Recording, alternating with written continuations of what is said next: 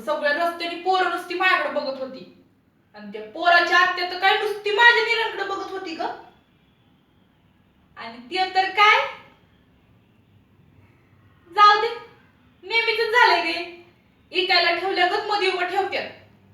आप्पा म्हणत होते 5,000 एकर जमिनीचा मालक आहे म्हणून, आणि येताना काय घेऊन आले? कंदी पेढे. जाऊ दे ग, तुला सांगते बघ, जवळ पोराला बघितल्यावर मनामध्ये घंटी वाजत नाही ना, तोवर एक शब्द मी बाहेर काढायचा नाही. नाही काय अगं, माझी आत्या सांगत होती.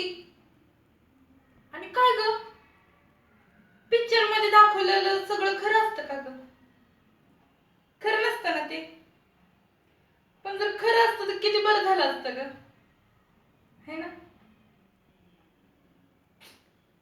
जाऊ दे. बरं आता पिक्चर कुठला लागतोय ग? आपण थिएटरात बघायला जाऊ की? चल जाऊया आपण.